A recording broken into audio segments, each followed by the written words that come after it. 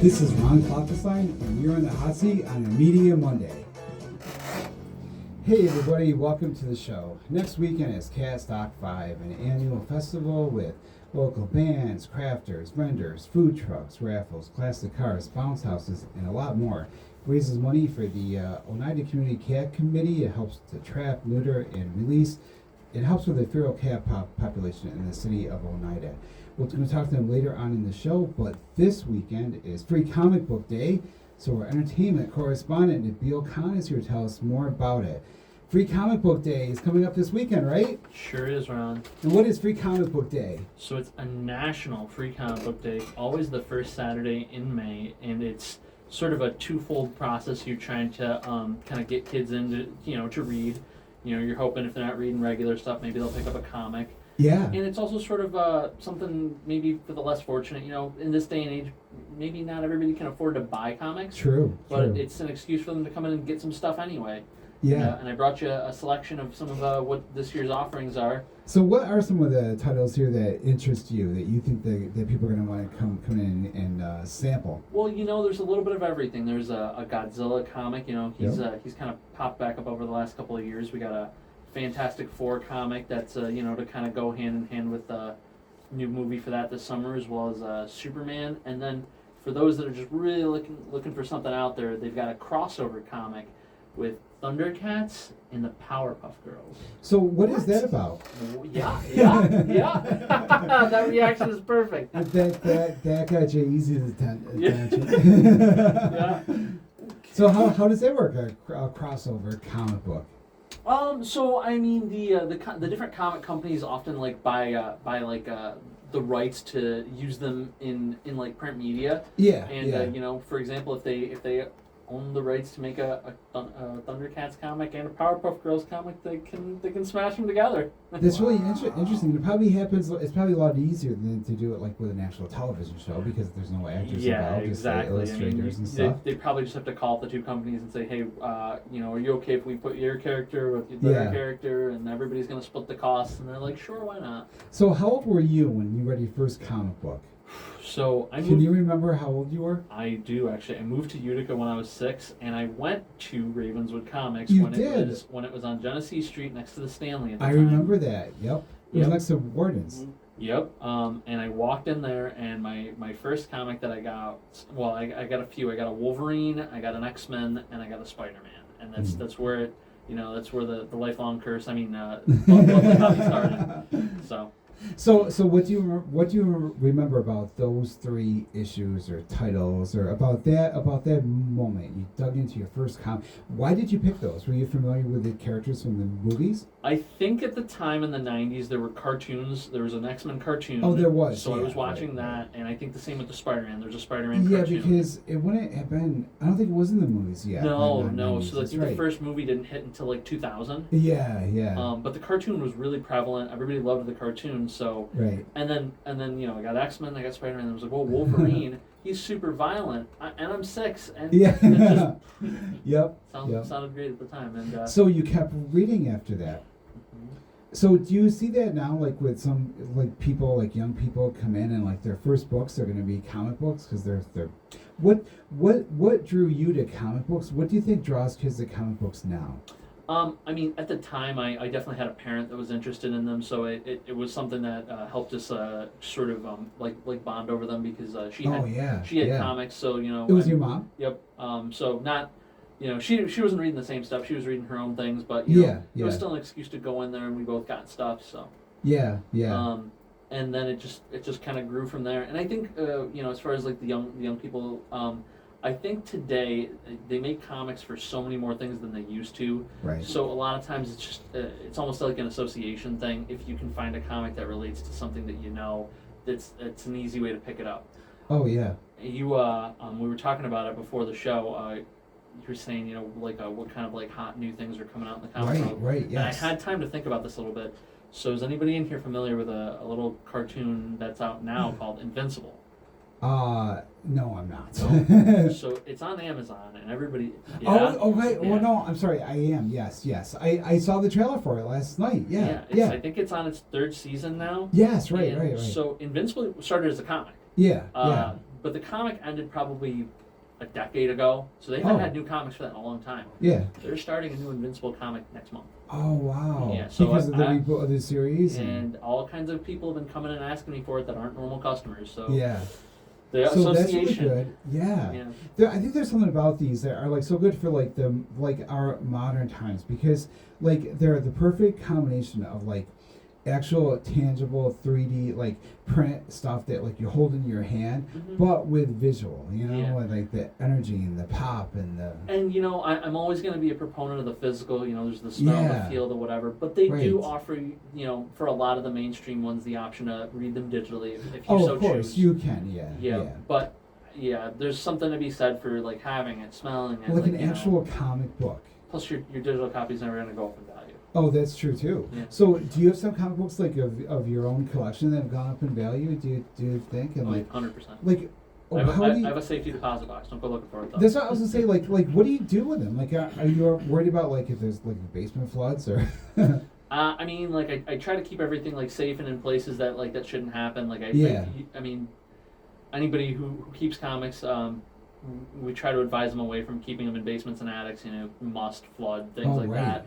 You want to keep them in like temperatures that are like pretty, where would a person do that? Like an average person, just like with a normal house, like not a museum. Like what would be the place to keep it? Well, you see like in movies, like museums have like temperature control and sucks out the moisture and all that. It definitely varies. It probably depends on like the household and who's calling the shots. For some people, they might get told, all right, you don't have any place to put these. Like in the bedroom closet, all the waste stuff is there. Yeah. I mean, like some people, put stuff in storage. Some people like keep exactly what they think they're gonna want forever, and maybe they don't. I know some people that like buy comics, they read them, and they don't hold on to them unless they really really like them. Unless it really is genuine, they'll pass them on to somebody else after. So like the ones that you have like locked them in a safety deposit box, like how did you know that like those are gonna be worth something, or like were they when you got them, or how does a person? Like, if someone comes into the store and is like, I want to get into this. Yeah. Like, how do you tell them, like, what to buy or what to, Well, I mean, I kind of... Probably, like, what they like first. Yeah, but, I try to have an individual conversation to figure out, hey, what's your motivation for getting into this? Like, what made you walk in today? Right, And from there, I can kind of guide them, What are the usual reasons? I mean, there's not just one, it could be stuff like mine, where somebody familial, kind of got you into it. Could be... You like the characters and want to experience them like in a new format. You watch something and then you went down a YouTube, you Google rabbit hole. I mean, like, there's so many different like reasons. I mean, like some of these things too, have ads on the back of them for other comics. Yeah. So maybe you read one and you saw an ad for something else. Right. Maybe somebody gave it to you. Right. Like on Free Comic Book Day. Right. So people come in like sometimes like you maybe suggest a title that you think they would like and stuff and so I noticed with the comic books, like, they kind of appeal to different age groups, too. Yes. Like, there's ones that are kind of, like, more for adults, like, to read. And there's ones, like, for little kids and, like, people that are, like, learning to read and all that kind of stuff. Exactly. So. And, in fact, when you come into our shop in particular, right as you walk into the right, the entire right wall is what we call the all ages section. So that's, like... It's what a lot of people would call kid stuff, but it's really more like the stuff that anybody can enjoy without having to worry about like, is there content or language? It's not or too anything. serious or mature. And then like if I get parents looking for stuff and that doesn't really appeal to them, I'll show them the rest and I'll just I'll caution them like, hey, listen, this might be teen, this might be M. They've got markings on them, so you know. But like buyer beware if you walk past this part. Oh right, yeah. But it's great that like there's stuff for every age group, like 100%. every ages and stuff. You know that it's why do you think it is that like the superhero stuff is like so much endures? Like we have the superhero, like to look at the themes. The superhero theme, the Star Wars theme is really big. The kind of big, good verse. Well, I don't want to put words into your mouth. Why do these themes still resonate with audiences today? I think no matter the age, no matter the time, people are always like looking for the kind of the people that they can aspire to that are larger than life. And with heroes, there's like a inherent like connotation of good. Plus, there's they got powers, they've got friends, teams, things. They're relatable in the sense that they're things that we want. Right. Right. So it's not hard to be like, well, hey, Spidey's got these cool powers. He's got like all these superhero friends. He's got this and that, and and he doesn't have a perfect life, which they kind of try to help people relate to. For like people, like, 'cause he doesn't have both, like his parents are died. Sure, or I mean, like even when you watch some of the movies, right? He could go around and he could like, model himself to places and probably make a lot more money than he does, and instead he's web swinging pizzas just to make ends meet. He's a relatable character, I think, for like kids, high school kids especially. Sure, and I mean, there's like a certain moral compass with these things that they kind of help try to steer like people towards like, hey, if you're like these people, you're probably not bad. You're probably a decent person. Versus hey, maybe if you're reading the villain book, you might not be looking at them for a role model. Which they're pretty clear, like in I think these things, like who's like what is right and wrong. They are, but even in this day and age too, they've gotten to the point where they've branched out to all the different kinds of characters. I mean, there's a storyline right now in Marvel that's all about Doctor Doom finally kind of winning. He's taken over. It's called One World Under Doom. Oh, cool. So, like, what's different about that? So, the world woke up one day and Doctor Doom had just taken over. The countries had decided they want to let him rule.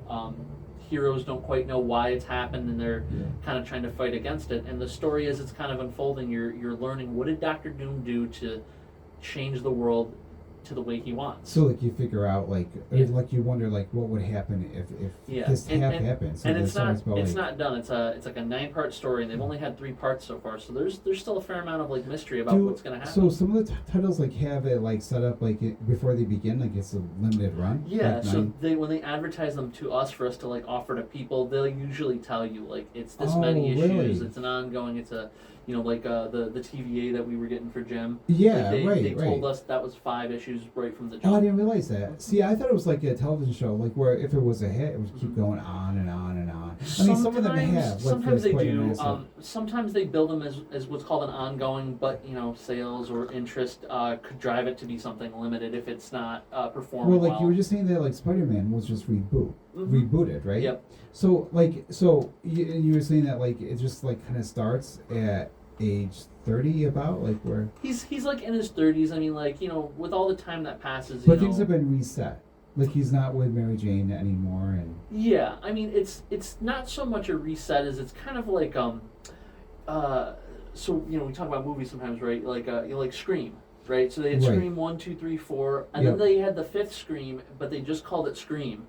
Right, so all the stuff from before did happen, but they made it a jump-on point. So that way, if you're a longtime Spidey fan, they'll still like reference things, but they want to give you an entry in if you're not a longtime Spidey fan and you want to get in on it. Right. So it's still like all the stuff that he's done has happened, but they bring you to a point in the story where you're like, you can kind of get in and not have to worry about like, hey, what just happened in the last 100 issues. But in order to do that, those last 100 issues, that storyline has concluded. It's concluded. It happened. Yeah. And it maybe left Spider-Man in a place where like, okay, now we can look at new things, and maybe we'll mention that stuff happened. Maybe we won't. Anybody can hop in though. So was this like? Does this represent like a time jump, or is this like? Can maybe? I think sounds there's like a time little. lag. There's a little bit of a time jump. I think between the end of the last story and the new one, probably like maybe like a month, 2 months, something like that. Okay, so then the last storyline is canon then. Yeah. Oh, I see. So like, what made them decide? Did they know beforehand like it would end it with 100 episodes, or like was that something where maybe they knew, they didn't share it with us? I mean, it was kind of like what we said, right? It was ongoing. Just going and going. Is it kind of assumed like when there's a new storyline like with Spider-Man or Batman that it's kind of like going to be as long as they need because it's going to be a hit no matter what? Yeah, I think they do that the renumberings every once in a while just to kind of like get people in. So this latest run of Spider-Man, when it ended, it was about 70 issues. Yeah. And they do a comic a month, so 12, 24. I mean, like it was almost 6 years that was running on that numbering. Right. So so for 6 years, we assume the same people have been reading it. Yeah. So maybe the guys at Marvel are like, all right, let's see if we can get some new readership. What does happen over those 6 years? Does the audience increase, or does it like decline? Or does it like reach a peak, like with a TV show, it may peak in the 2nd and 3rd season, then slowly decline? It definitely kind of leveled off. I mean, like for us, and it varies for all kinds of different stores. We were ordering about 40 Spider-Man a month by like the time it kind of peaked, Which was like where usually, like say within a 6-year time frame, where would a title peak? I think about the 2 or 3 year mark. Probably, Yeah. I mean, like we didn't know that was the middle, but Right, about the middle right. for that. Well, it kind of makes sense. Like with most television shows, I think that kind of happens, and with like movie franchises, usually the second one is kind of where it peaks and stuff. So, so what title most excites you other than Invincibles right now? Actually, what title are you most excited to give away on Free Comic Book Day? There's so many. Like I'm looking at these and I see like there's a bunch. Right? Fantastic Four looks really cool, and Yep. there's like what lights you up? So there's a Superman one in front of you that looks very goofy. It's very Superman Good Guy Gang. Yeah. Okay. It's very kiddie art. It's very silly, very ridiculous, and it's the type of thing that you can just kind of pick up, look at, and have a laugh about. Yep. It's not anything too serious, and I like Really stuff fun like that. animation. Yeah, exactly. Yes. Right. So like when we give that stuff away to the kids, I'm gonna be happy that they can pick up, look at that thing, not have to know anything about Superman, and they'll enjoy it. And I can tell it's very easy to read too, which is really good. So like if someone is like first grade, second grade, just starting to read, 100%.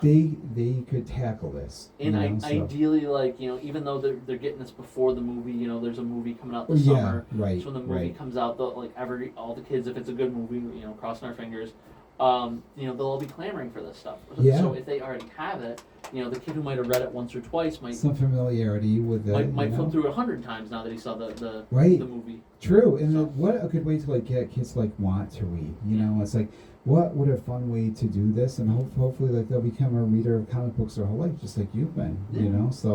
And you, I assume, have been reading comic books your entire life. I have. I mean, except for like college, where we're all struggling, saving pinch pennies and stuff. But I never got rid of the stuff. I just was like, all right, let me reprioritize. But eventually you circle back. Good for you. So tell us one more time, like how to get it there. How can people around here get a free comic book on Saturday? Sure. So this Saturday, I believe that's May 3rd. It is. Yes. Yeah. Yep. So May 3rd is, like I said, it's the National Free Comic Book Day. So Ravenswood is located at 8451 Seneca Turnpike in New Hartford. We're going to be open 10 to 5, and you can come at any point during that to get some free comics. Yes. I mean, the store will have some sales. We'll have some goodies out and about. Yeah, buy some comic books too, and once you get something that you like, read and keep with the titles and stuff. So 100%. Well, thank you. So today we've been talking to Nabil Khan about Free Comic Book Day. When we come back, we'll meet the organizer for next weekend's Catstock in Oneida, New York. If you missed this show or want to hear it again, the video and the podcast will be online Wednesday at ukphoenix.net/Media Monday, along with our past episodes. I'm Ron Klopfenstein. You're in the hot seat on a Media Monday. More after the break. Oh, nice. Kids can you can go in and get a bite to eat, or you can go inside and win some baskets, or at least try. Yeah, and over 55 it's all vendors. free. A lot of vendors. Yeah. I mean, it's going to be a very good day, and we just are happy to keep it going and growing. So when you did your first Catstock 3, had you ever been involved in fundraisers before, organized something on this level? Only to an extent, like selling things for my children as they were younger in schools and clubs and which is kind of easy compared to doing Catstock. This I just kind of started reaching out to people that I knew that did craft shows. I went to craft shows to find vendors. And so is that what you did first? So that's what I wonder. When you first got you're going to do Catstock now. It's you. So what did you have to learn first, and what did you have to do first, and this happens in May. So I'll bet you start planning this maybe back in the fall. Well, I usually start around January. Yeah. But first thing way in is advance, you got getting the venue, trying to find the place to have it, which we had. How did you do that?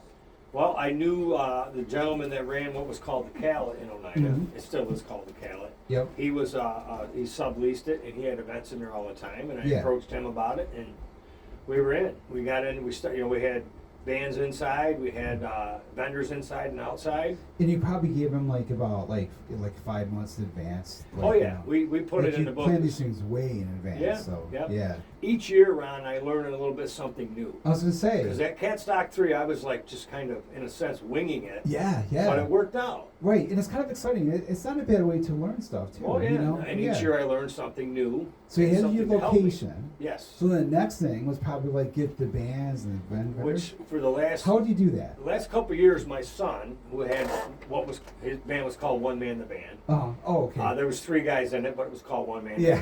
He took care of the music portion.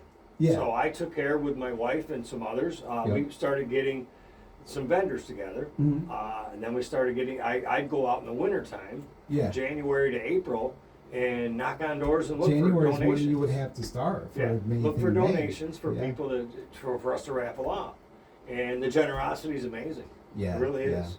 And I'm sure too with the donations, like, you know, because I've done a lot of fundraising too. It's like part of it is like not everyone can donate, and like that can be frustrating. But you got to like keep you know, be like, oh well, thanks anyway. And So next year, you know, down the road. And I make it that way, and I tell you gotta people keep that because like we good were vibe, saying you know? before, we kind of came into this like right when the pandemic was still Oh kind yeah, of going. you said 2021, right? Yes. So That's a weird time to take stuff Oh, over. absolutely. A difficult time. So I would tell anytime I'd ask people for donations, I completely understand if you can't, and I Yeah, appreciate your yeah. thought. Oh, right, 'cause you know, businesses and I just were go from hurt, there, and yeah. I said I'll be back next year. So, Yeah, yeah. But like I say, usually they're very generous. People will try the best they can, Yeah. and that's same with the baskets. You So know, then once they do though, like you got a prize. So like Yeah. you have to like catalog that and like what's that involved? well, we know. Are there thank yous involved too, you know? Oh yeah, I've got a good group of people that handle the basket raffle. Yep. We number all the baskets from 1 to whatever. After about 5.5 hours, we usually cut off a couple hours before the event so we can draw the tickets. Oh right, right. And then we yeah. actually have boards. We post them on the board so everybody's not right there trying to find out if they Oh, won. that's They a can good way just to check the do boards it. out. Yeah. They match their Because if ticket you with have that. 200 of those, like Oh, you have yeah. a lot of tickets 100 to last draw. year was that was busy with that. So like the event is like 1 to It's from noon to 8. noon to 8. Yeah. So like about like maybe 6 you're gonna About- start to draw the I think we're gonna have the cutoff. We're gonna start selling at 11:30. Yeah. Because Yeah. the acoustic will start inside and people can Right. go look at the baskets at that point. Yeah, yeah. And then we're going to stop selling around 5:30. So Yeah. we have like an hour to get everything put together and then post it, and still have an hour and a half or so for people to get their stuff.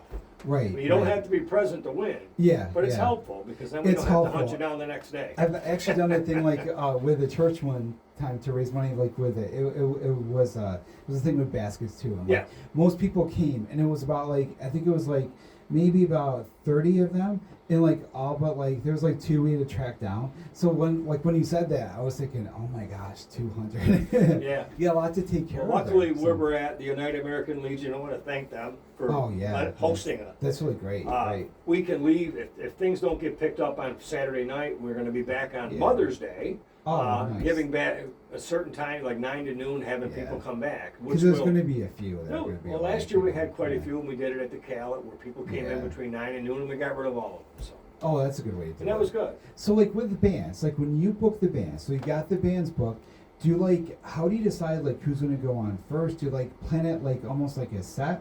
Like a show like what kind of music kinda like a DJ. Yeah. You know, is that how you kind of plan it Well, out? what I I'm sure some of it has to do with when they're available too, right? well, we try to work it for that, because Yeah, they are yeah. volunteering their time. yeah. So my son always took care of that, where he would put the times in with a little bit in between. So one thing we have done for the last few years is we had the same drum set on the stage for the whole time. So you don't Okay. have to break down the drums. Oh, that makes it easier. Yeah. I feel like the next different guy bands can that just come come in and and go. play. Yeah. You yeah. break down your guitars or whatever, things Yeah. like that. He always took care of setting up the time frames. Yeah. And now I've got Lynn White this year from one of the bands. He took care of all that. Oh, good. And added on the acoustic act. So Yeah. they're going to be the outside will be the bands will be on the outside stage. The acoustic acts will be inside. There'll be a little bit of time in between. Is this the first year with the acoustic acts too? We had one last year. But not like at the same This time. year we actually added on these, and we actually have another group from I believe around this area called the Blues Brothers. They do Oh a yeah, yeah. dance I tribute heard this. thing. Yep. They're yep. new this year with us, and they're Right. going to do a little half hour-ish routine, and Yeah, yeah. it'll be kind of interesting. And we also added on a local comic, Brenda Reinhardt. Oh my gosh, she's been on the show. Brenda's going to do like a she 20, is so 25 minute good, set. Brenda. And, Oh, yeah, well, you know, yeah. she told me, she She's goes, hysterical. I'll make sure it's clean. I said, I She can appreciate do that. both. Yeah, she That's can what do she both told me. both That's what she ways. told me. But that's something else Brenda that is we added great. this year. So That's fantastic. So like, when is Brenda on? Like, what time? she's going to be on around 1 o'clock. Around 1 o'clock. All right, so you got to get down to see that. Oh So, yeah, Brenda, and you know she's the hysterical. bands, all local bands, all donate their Yeah, time. I'm sure all the band. I'm sure everybody's great. You know, Brenda, you know, it's like yeah. but you know these bands, I've seen all these bands, most of these yeah, bands. who are some of the bands? We got that you Before August. They're a local band. Lynn White is the lead on that, and he's the one that put the bands together for me this year. I've got the Brothers Grimm band, very awesome sounding band. They were with us last year. Not Robots, or is another one. They were with us the last cool few name, years. Yeah. Common Roads is new to us this year, but very out of the Chittenango area. Okay. Very good band. And Pleasing Iris, they're a super 3-piece band that just does a phenomenal job. Yeah. They're actually, I think, closing the show. Oh, neat. They're new to us this year. We're very thrilled to have them in. Yeah. And we got a young group of guys that come in this year. I was told they're called Hottie and the Grinch. Oh. They're going to lead the show off, I guess, when it kicks off at noon. And these guys, like, excuse me, like I say, they're all volunteer. Oh yeah. So we make sure, like I was saying, I put together some like little snack bags and stuff for my vendors. Well, I also put stuff like that together for the bands. So that's really great when you do all this stuff to to take care of your artists and your vendors. Try to do the and best like, we can. And the vendors are only like $25 to be there too. That's like really great that they get all that. And I've got, you know, my acoustic acts. They're, like I say, I've got Brooklyn Skellum, a young lady, does a phenomenal job. Oh yeah, who are the acoustic acts? She's one of them.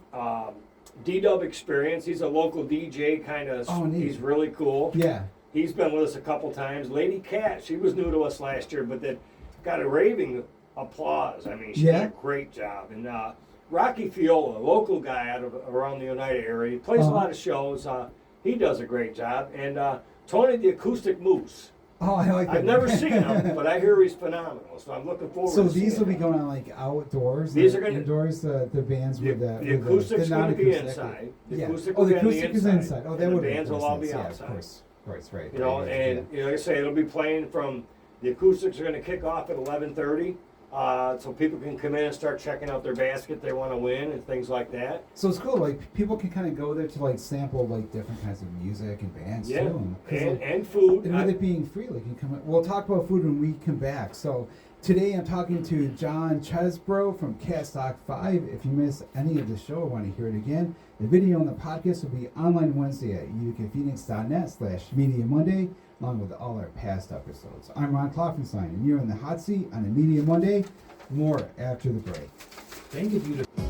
This is Ron Klopfenstein, and you're in the hot seat on a Media Monday.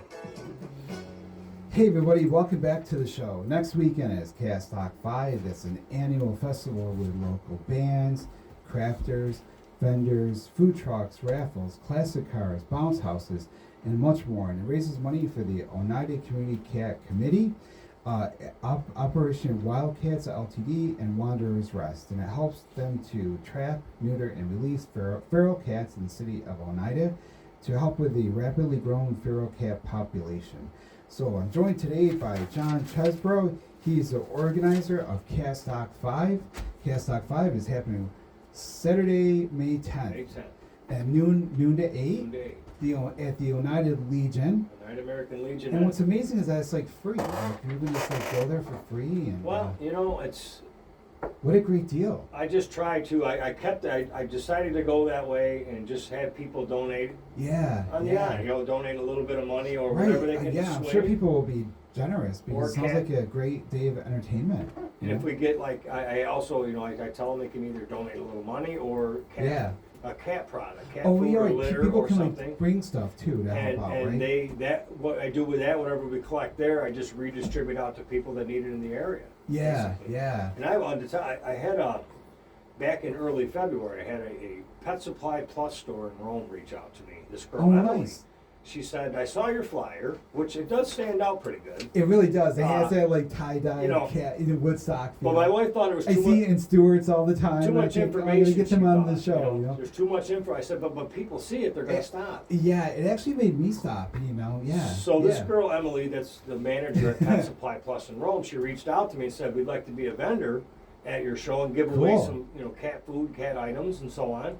I said, that's fantastic. She said, also, I'm authorizing that we donate $2,000 worth of cat supplies. Wow. So that was huge. I'm like, I had to do a double take. I said, did you say 2,000? She said, absolutely. So that's stuff that will be redistributed out, whether it goes to these committees or Wanderers Rest or just people on, that live in wherever, in the neighborhood or whatever that need help. I know how expensive food can be. Right. And you want to help them so they can keep the animal. Right, and sometimes you want to fall in hard times for a while, just need help to take care of your dog or cat. For a while. Unfortunately, some people, their solution is to just let the cat go. Right. And if it's not spay or neuter, just starts a colony. What does happen? Like, why are you involved in this? Like why is it important for people to support this? Well, it helps with I think every community around has a problem with ferals and strays and abandoned cats, like I say. But and we just try so fast. Oh yeah, because we try our best to try to help slow it down by doing this event to give to these 3 different committees. Right. Now, Wanderers Rest, they use the money for their shelter. Could be cats, could be dogs. Oh, that's okay with me. I mean, it's so it helps dogs too. Yes. To come to Catstock. Catstock. I've had a few people asking, well, why? What about dogs? Catstock. I said I have 2 dogs. I love dogs. I said, but you don't see feral colonies of dogs around here like you do cats. The cats. So we've geared it that way. But like I say, Wanderers Rest uses the money for whatever they need to use. And it for. You really can cut down on the population by doing that re-release thing once they're neutered or spayed, because then they continue to go out there and try to reproduce, but it doesn't happen. So it really slows it down a lot. And a lot of times, what we try to do if they trap where there's kittens.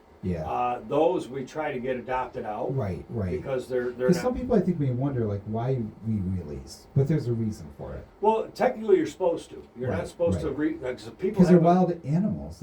People have the theory. Some people, I should say, of trapping them here and taking them down there and letting them go. It really doesn't work. I mean, it doesn't help. It just starts a colony somewhere else. And you're supposed to take them back to where you got them from. Right. And it does, obviously it helps slow it down. A United Cat Committee has done an amazing job with their trapping, and last year I think they did 40 plus cats. Wow, that is really good. With our money plus some money that were donated to them through their fundraisers. And that's a huge amount of cats that aren't going to come in, and be unwanted because of that. Those 40 could have been by now could have been 400,000. Well, it just shows. The numbers are shocking. I've seen a chart before around that shows what one mother cat can reproduce over time. It's amazing. But we try to slow it down. And I know it's not cheap to get your cat spayed or neutered, but we find a lot of clinics that we go that we can, by your financial needs, you can qualify to not through these committees to go to these places and get a reduced rate or maybe even free. A lot of people sometimes wonder, they think where can I go to get my cat or my dog fixed for free? And it's well, there are always sometimes there are places like that, sometimes there aren't, but if you want places to be like that, come to things like Catstock 5 and buy a bunch of tickets and donate your money and help these things kind of keep going and stuff. Yeah, because what we try to do also with the money we give these committees, I ask them to hold some money for a few months before they start using it for what they need, in case I find a neighbor of mine down the street that needs her cat spayed and can't swing the money. So I'll send them over and they'll get that cat taken care of. Now, that helps. Your son was the person who began this Catstock. How did that come about? And who is he? And how did that come about? Well, Logan, he sounds like an amazing guy. He's a big animal lover, just like all of us. So he just came up. So with Logan Cheseboro. Logan Cheseboro. That's my younger son.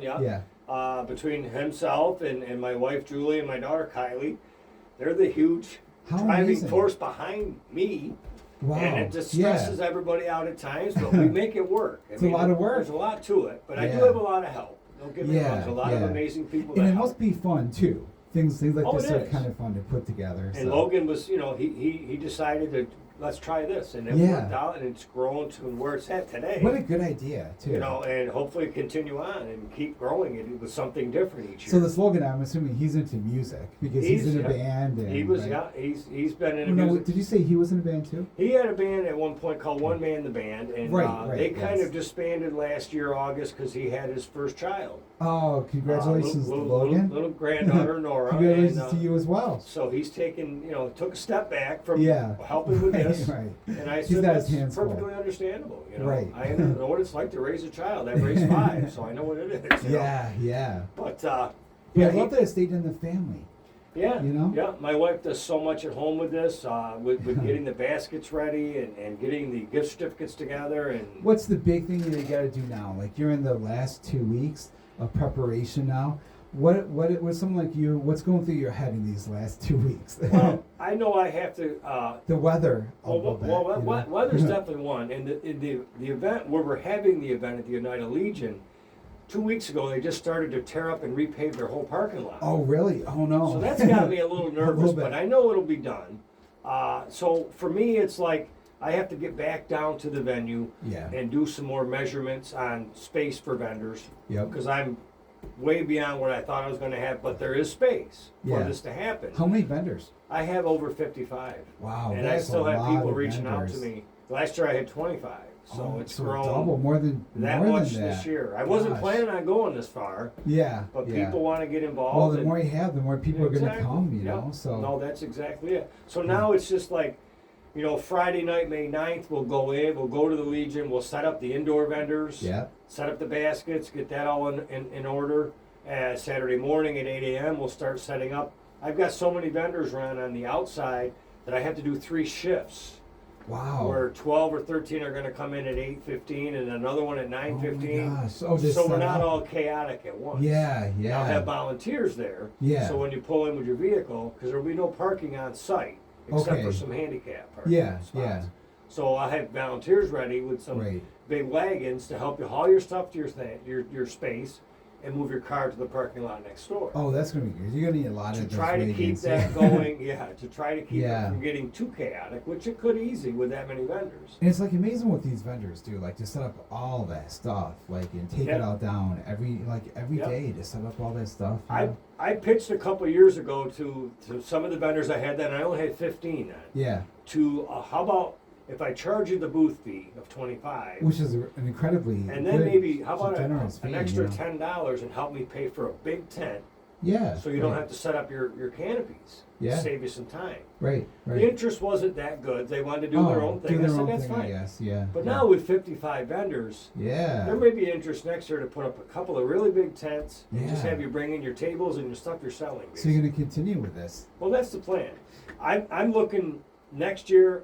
I believe that I'm going to find someone to take more of the reins, so I can kind Well, of you think that. still be involved. I know, still be It can be involved, hard to step back from volunteering, but not doing the entire thing. Which yeah. don't get me which wrong, is reasonable. I haven't done the entire Good luck thing. with that. Pat Delaney's been a humongous Oh help. right, yes. She's done yes. so she, much. She helped set up this She got appearance. me Yeah. into to sit down with Yeah, you guys, yeah, right? And I was right. very, very thankful for that. So, and there's a lot of people helping. My main thing is making sure the people, the volunteers, the night before and the day up.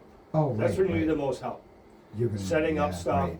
And I have people, as I call floaters, going around to just check on people All and these make sure they last don't minute need things, anything. like right, your vendors are gonna need this and that. Yeah, You know, there's a few stuff. that need power, so I know I Oh, got. that's right. Yeah, I'm going to keep yeah. them together with my generator running, Yeah, so they got the there's power that. they need. Yep. My little notebook is always writing down these things. I'll If bet someone it needs is. a canopy or they need some power, And then, or like, you remember, like next year, oh, there's someone who's gonna probably want this. You Yeah. know, you couldn't realize like after a while the vendors like you have different personalities. Like this person always wants to be here around the corner. And, Right. You know.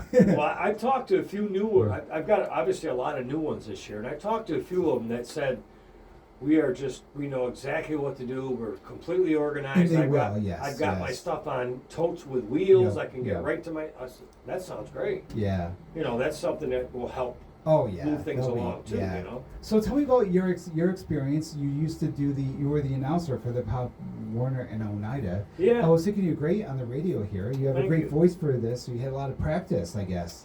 Yeah, I mean, I started when my children were young playing. I had my older son and two older daughters that were cheerleading and playing football. Yeah. And they had started out running the time clock because they had an announcer. Yeah. Well, this gentleman, Ron, was getting older and he didn't want to climb. There's a ladder we used to have to climb up to get into the booth. Oh, really? Before you had like a press box? Yeah, it was a press box with a ladder. With a ladder, oh my gosh. So I decided I took over the announcing after my first year of doing the clock. I can see why he maybe want to turn it over at some point. Oh yeah, no, that was tough going up there, and it was straight up kind of too. Yeah. So I took, I decided to take it over, and I had fun with it. I had a lot of fun with it. I'm always trying to impersonate these guys on ESPN. I was gonna say, stuff, like, you is know, that how you did it? Because you have that kind of voice. Like, did you practice? Like, or did it just come I naturally? kind of just went. You know, I always had some notes. Of course, yeah, right. I had things like I had to announce the players and the I was gonna say, cheerleaders. like, how do you keep all that track of all that in your head? Well, I put it on my little notepad so I can remember but what it's to gotta say. be a lot of pressure too, like to make sure that like whatever you see out there, like you're saying exactly like what do you have to think about like when you're doing that? Oh, I mean, you try to keep up with the play as to what had happened, if it's someone running with the ball or a touchdown, and just try to keep up with what's going on. And I had some spotters up there with me that kind of said to help you out a bit. bit. They would give me what number did this or that. I was going to say it's good to have that. It's kind of, even for young kids, it can be kind of fast paced, and when you got a bunch of kids in a pile, you can't see who's doing what. And then like you have to think about like who's 42, who's 33. Yes. It's like I try to especially with the Oneida kids, because I knew a lot of them because they were my younger son's age and he played at that time as well. So I kind of familiarized myself with the kids that were the running backs and the quarterbacks, and their numbers stuck out more. A little bit. I always tried to have some kind of a shortcut, we'll call it, you know. Oh, right. To figure out who's doing what. What do you have to say, like when you're calling the games, like obviously like if someone scores a touchdown, you know, like how do you decide like what to say and like what has to be announced and what like you don't necessarily have to get all this, you know, like I tried to announce like say it was a touchdown, the kid that scored like the touchdown, a big deal with that, make a big deal. We have music that comes on and stuff like that to kind of hype it up. Now either way, whether it was our home team Oneida or the visitor, I was very impartial. Oh, good for you. Which I know some people. I've been to events where it's not. That. Right. Well, here's the thing. I bet most appreciate that. It's almost kind of funny because there was times when we'd go on the road and play another area. Yeah. And someone knew me from Oneida. Yeah. Hey, our announcer can't make it tonight. Would you announce for us? Hey, good for you. So I did. Yeah. And I was still impartial. Yeah. And people were like, "Who is this guy?" And I'm like, "You'd be a good reporter." I'm volunteering my time, so yeah. And you always have your critics, you know that. Of course, so I do people know that. Complaining about this and that. I said, "Here's the mic. I volunteer my time. Come on up." Yeah. I have no problem with that. I bet you had a little bit of that, like just like with coaches, like you had problems, like how can you put my kid in the game, Yeah, well, how can you announce? You should have said that my kid did this. And I did. I did my best to let the coach coach. Yeah, because I've coached a lot myself with different sports, baseball and girls softball and all the different sports as my kids grew up. Yeah, I coached them all in different things. Yep. And had a great time with it. And it was very fair there too. My kid wasn't the only kid that played all the time. Right. I had literally a rotating schedule. That's kid plays 3 innings. Kid plays 3 innings, and they all. Good for you. The point was that they all had fun, and that was the goal. They had fun, and then someday maybe say, "Hey, that coach was pretty cool. Yeah, we had a lot of fun with him." You know? And just to not show this not all about winning. Yeah. But for 2 years in a row, I coached my younger daughter, and she was a left-handed fast pitch pitcher in softball. Wow. We went undefeated like 2 years in a row. Oh my gosh. People didn't like us because they couldn't beat us. That must have been exciting. It was fun. It was fun. Yeah. Well, the fun part, the second year, was that I got to coach my youngest daughter. Yeah. And two of my oldest granddaughters were on the team that year. Oh, they were like 10 and 11, 11 and 12. So that was really cool. Very special. Is sports a big thing in your family? It has not so much Most more because everybody's like grown. When the kids are young. Yeah, it's a big thing in school. I coached them. My wife and I coached them and stuff. And yeah. whether it was sports or Cub or Girl Scouts, whatever it was, we always tried to be involved. That's nice. You know, Well, being involved is so important. It's important. That's what we need. You It know, certainly is. good for you. And Why we like this Catstock here, Five. Ron, with this whole Yeah, event, with I people love coming and this. supporting us. It's very much appreciated. Yes. Very much. Well, thank you. We're going to have to pass your mic over to Jay Easy right here. I'm going to talk to him in a minute about he's going to be at May Day on Thursday. Okay. So, Jay Easy. So May Day, you're going to be at the DeSales parking lot, which is 309 Genesee Street, and you're going to be performing with Citizen Action of Central New York, and it's this Thursday, May 1st. So what are you going to be doing? Well, that has to be decided. I'm going to be performing, but I just have to find out how much time I have, so I'll know how much material to bring We with know me. you're a rapper, you spoken Yeah. word, and Yeah, so yeah. I'll be doing some songs, so I've done it before a few years ago. yeah. So this will be my second time doing it. And you did New Year's. You're at New Year's, the New Year's Right. Eve celebration down in Utica. So, Right. so you have a following. Of course, the radio people listen to you. Come on the show Right. after me and stuff, and Saturday Sizzle and Mhm. all that. So, Yep. so what do you think you're gonna like? What's your favorite piece that you'd like to perform? I don't know if I have a specific favorite song I like to perform. Just being able to perform is, the best part for me. You know, Yeah. The fact that, somebody recognizes, my talent and wants to showcase it, that's all I ask for. So, like, what do you have to do to be there? Like, to be there to perform? Do you have to, like, as a performer yourself, do you have to, like, bring your own equipment, or do you have to bring, like, if someone asks you to perform at an event, like, what are they asking you to do? Well, people that ask me to perform pretty much know that, I'm a rapper, so I really don't need, like, equipment and stuff like that with me. I could just bring, like, a flash drive or, just something to play, my background music on. Yeah, and I'll perform live. And then, like, they would have the amplification and the Mhm. microphone and all that kind of stuff. Yep. All I need is one mic. Yeah, okay. So, and this will be on Thursday, May 1st at Yes. DeSales, and it starts, I think what time does it start? At 7 p.m. 7 p.m. Because St. there's Francis de Sales next to the library. Y'all know. yes, there's a rally 5:30 on 90 Square with Indivisible. Then everyone's going to march up to DeSales. I'm going to cover this, so I'll have this on my Facebook page, all that kind of stuff. So we've been talking today to John Cheseboro. He's the organizer of next week's Catstock 5. That'll be Saturday, May 11th, right? May 10th. May 10th. Okay, Saturday, May 10th. That's at the Oneida Legion, and all day long, all this entertainment. 200 baskets. You can get basket raffles for only crazy low prices for stuff. There's food trucks, all this entertainment.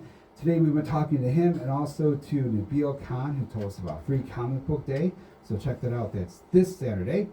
I have the video, podcast, and show notes online Wednesday at unicaphoenix.net/Media Monday. Our sound engineer is Jonathan Brooks, DJ J Easy. He's up next, and he's also going to be at Mayday at 309 Genesee Street, DeSales Center, DeSales parking lot. Jim Hale records the show for YouTube and podcast. Nabil Khan is our entertainment correspondent. I'm Ryan Poffenstein. I'll be back next week with another Hot Seat Media Monday.